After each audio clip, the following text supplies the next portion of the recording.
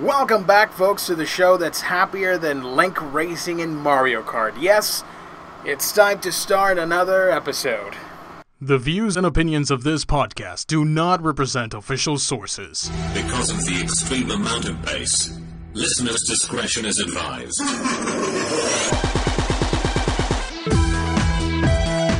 This show has been brought to you in part by Two Black Labs Audio.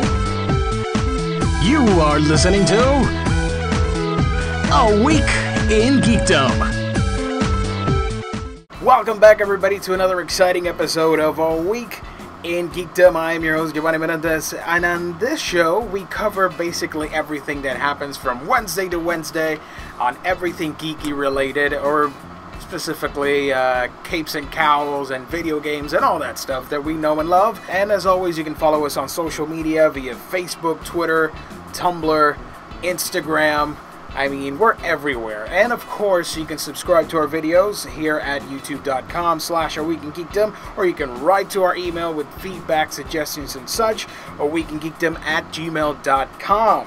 So, it's been a week. Last time we did a rather quick episode because we feared that, basically we did not have enough topics to cover, but boy oh boy, this week was a doozy. From Emmys to video games to controversy that's been stemming from, I think, last month. It wasn't until now that it picked up, and I really wanted to talk to you about it. Of course, we got movie discussions and comic book squabbles and all that stuff. As you can see, I'm by myself again. Our co-host could not be here. However, following this episode, we will have a brand new Gamer Life with Alexis, so thank you so much for tuning in on that show as well. As for now, yes, lots of news to talk about. Let's start over at video games. Man, this just sucks. Over the weekend, you know that Sony was hit with a DDoS attack, and that just sucks. I'm not going to go into the whole detail of the incident, but let me just say that I get it. Some hackers out there are pissed off at the world. But really, to target gaming companies, that's just, it just sucks, man. Let's just not do that. Let's just be happy. I mean, there are worse things to complain about other than what Sony might be doing, or I believe they even targeted or made some threats regarding Blizzard and League of Legends and all that stuff. I don't particularly play those games, but it sucks. I mean, thankfully no data mining that we know of happened, and Sony was quick to respond, so that's great. Comic book related, I've got one cool announcement for you guys that's really out of left field, and I've got two topics that I want to briefly discuss. First and foremost, we've got the news that Lois Lane is getting a young adult novel next year, and it will be written by Gwenda Bond, which is awesome. It's going to be called Fallout, if I remember correctly. And a friend of mine basically was getting tired of the grim and grittiness of DC Comics and whatnot. I gotta say, with Multiversity, with Gotham Academy, G.I. Zombie, Clarion the Witch Boy, now Lois Lane getting a novel series, I gotta say, they're really going all out with the diversity. Look at the new Batgirl, the new, unfortunately, the new Wonder Woman direction they're going with.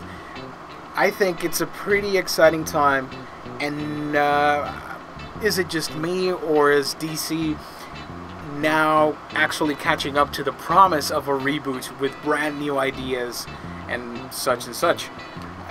Who knows? I wanted to briefly discuss Multiversity and give out my review. This doesn't warrant a whole episode of that other review show, our other web series here at The Bunker and A Week in Geekdom.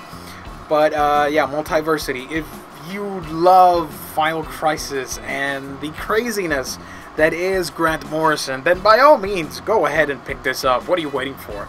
But if you haven't, I really recommend giving it a shot. It's not that hard to follow.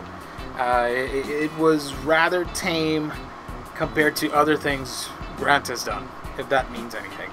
Out of everybody here at Week in Geekdom, our Hennies loved the book. I loved it. Brian, for some unknown reason, hated it, but then again, he hates Final Crisis and most of Wacky Morrison works. But yeah, it's a great exercise in what you can do with the idea of multiple Earths and what you can do with really a whole spectrum of characters that you would not imagine that you would be seeing. That Earth with the Avengers parody, that was amazingly well done. I loved it. I believe Brian got a little, not ticked off, but more like, come on, you're better than that to be pulling that stunt.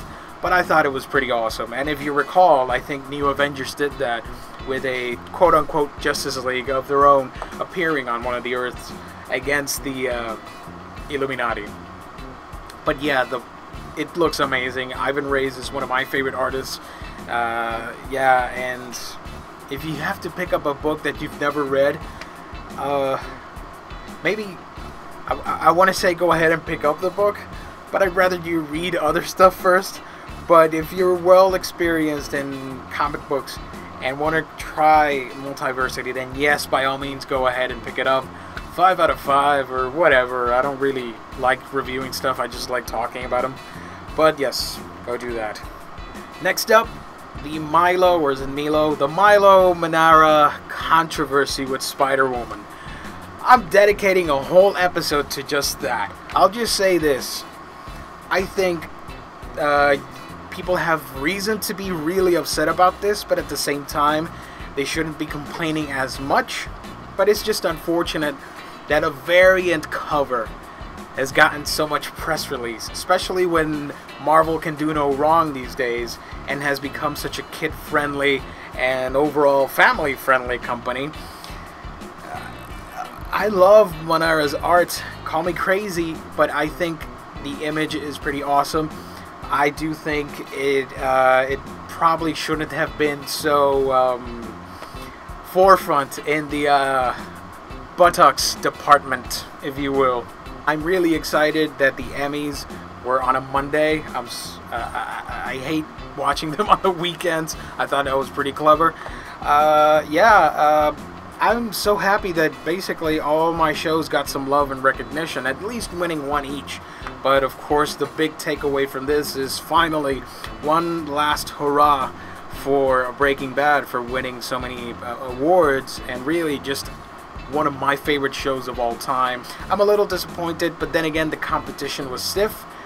Game of Thrones basically won creative awards, if you will, for visual effects and costumes, all that stuff. We also had Sherlock and True Detective win a couple Emmys.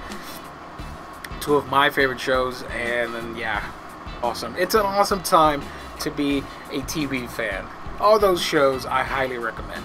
Maybe next year we'll get a Walking Dead nomination, because even though it may not win any awards acting wise, you gotta admit it deserves some recognition. Maybe now with shows like Breaking Bad and Mad Men leaving the stage, we can finally give the zombies some much needed attention at the Emmys.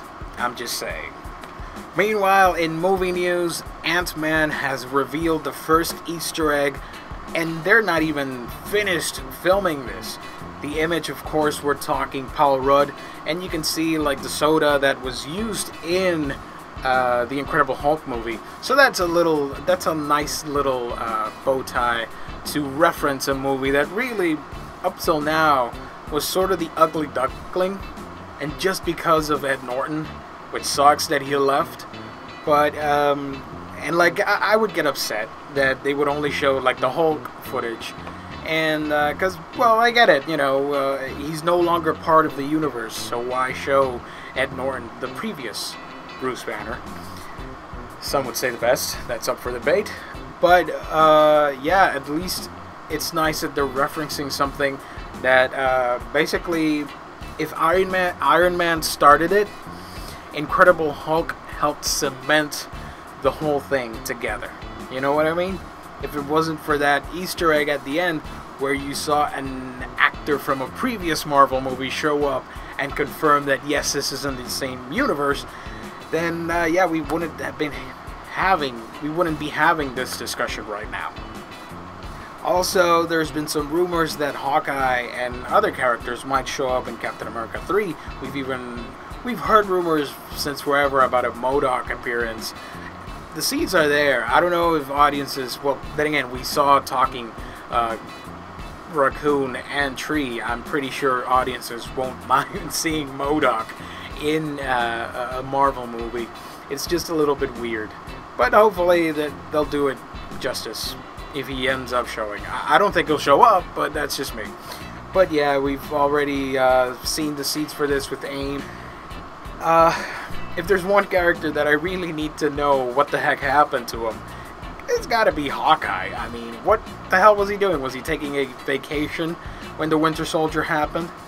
I mean, oh, he was doing a S.H.I.E.L.D. mission. Hey, guess what? There's no S.H.I.E.L.D. anymore. Unless you've seen the end of Agents of S.H.I.E.L.D. the first season, then you know they're gonna start over again. But yeah, come on, man. Maybe we'll get some answers. Maybe Mockingbird and Hawkeye will both be on screen together on the Agents of S.H.I.E.L.D. show. That's what I'm hoping for. But if not, I think they pretty much have to give us a really neat answer to fit all of this together.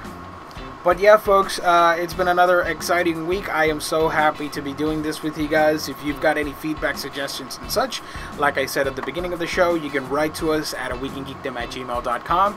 You can subscribe to our videos, hit the like button, and comment below. And, of course, you can follow us on social media, from Facebook to Twitter to Instagram and everywhere else in between. So thank you once again for tuning in, and yeah, we will see you next week.